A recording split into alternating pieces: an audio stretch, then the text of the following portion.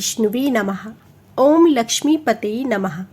आप सभी को सावन पूर्णिमा की हार्दिक शुभकामनाएं। आज की इस वीडियो में जानिएगा सावन पूर्णिमा तिथि कब से कब तक रहेगी, सत्यनारायण व्रत किस दिन रखा जाएगा, इस दिन स्नान दान का शुभ मुहूर्त क्या रहेगा, चंद्रोदय का समय क्या रहेगा। साथ ही जानिएगा सावन पूर्णिमा के दिन कौन से उपाय किए जाते हैं, सावन पूर्णिमा की संपूर्ण पूजा विधि, व्रत कथा और आज के दिन आपको किन चीजों का दान करना है जिससे मां लक्ष्मी की कृपा सदा सर्वदा बनी रहे। संपूर्ण जानकारी को प्राप्त करने के लिए वीडियो को अंत तक जरूर देखिएगा। हमारे हिंदू धर्म में सावन माह की पूर्णिमा का विशेष महत्व होता है क्योंकि इसी दिन रक्षाबंधन का त्योहार भी मनाते हैं। इसे श्रावणी पूर्णिमा भी कहते हैं।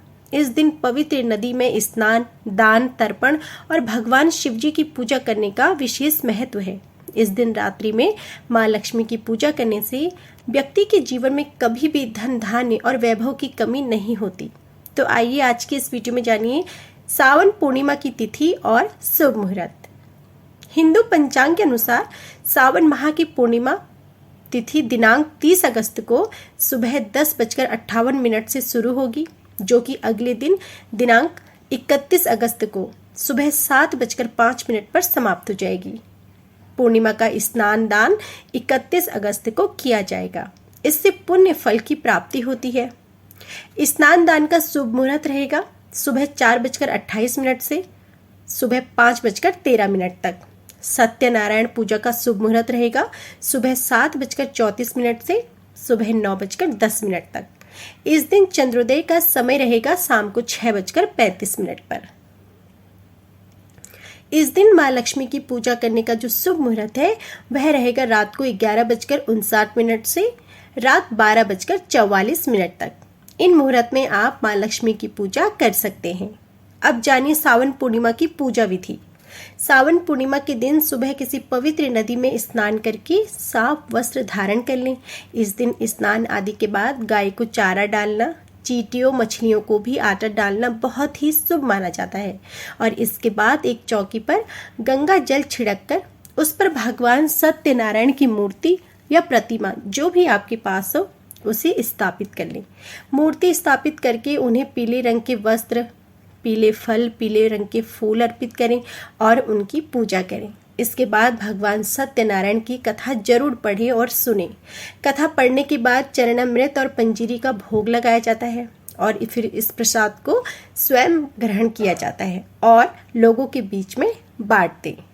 मान्यता है कि विधि विधान से सावन पूर्णिमा व्रत का पालन किया जाए तो वर्ष भर वैदिक काम ना करने की भूल भी माफी हो जाती है और वर्ष भर के व्रतों के समान फल की प्राप्ति होती है। अब जानिए सावन पूर्णिमा के दिन आपको किन चीजों का दान करना है। पूर्णिमा का दिन चंद्रमा जी को समर्पित होता है और इस वजह से सावन पूर्णिमा को स्नान करने के बाद चंद्रमा से जुड़ी वस्तुओं का दान भी करना चाहिए।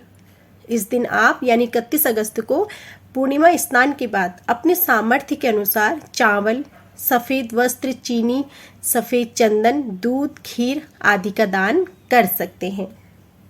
इस दिन किए गए दान का बहुत ही महत्व होता है और इस दिन किया गए दान से कई गुना लाभ की प्राप्ति भी होती है। अब जानिए इस दिन आपको कौन से उपाय करने हैं।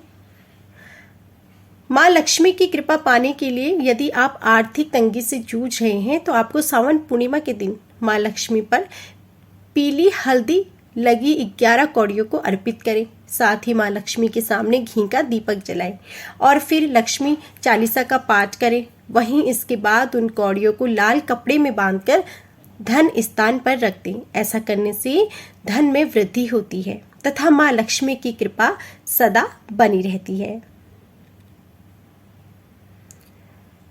अब जानिए सावन पूर्णिमा की कथा।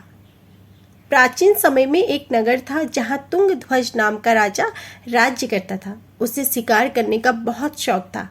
एक दिन वह जंगल में शिकार करने गया और बहुत थक गया तो अपनी थकान को दूर करने के लिए वह एक बरगद के पेड़ के नीचे बैठ गया। जहां उसने देखा कि कई सारे लोग एक साथ मिलकर सत्यनारायण भगवान की पूजा कर रहे हैं। राजा ने घमंड में भगवान जी को प्रणाम भी नहीं किया और कथा भी नहीं सुनी और वहां गया भी नहीं, ना ही प्रसाद लिया। फिर वह अपने नगर को वापस लौट गया। नगर आकर उसने देखा कि उसके राज्य में दूसरे राज्य के राजा ने हमला कर दिया है। राज्य का ऐसा हालत देखकर राजा तुरंत समझ गया कि सत्यनारायण भगवान और उनके प्रसाद का अनादर करने पर मेरे साथ ऐसा हुआ है।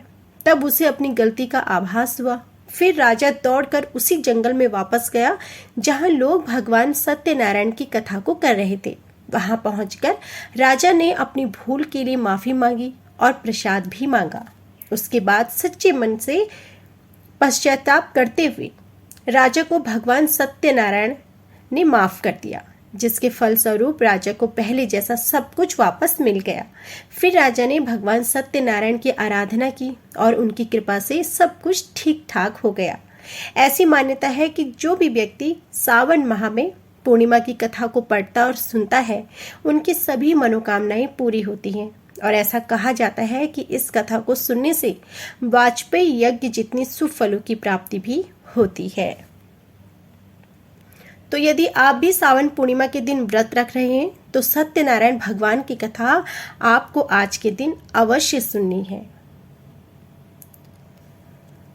तो यह थी हमारी संपूर्ण सावन पूर्णिमा से संबंधित जानकारी। उम्मीद है कि आपको हमारी ये वीडियो जरूर पसंद आई होगी।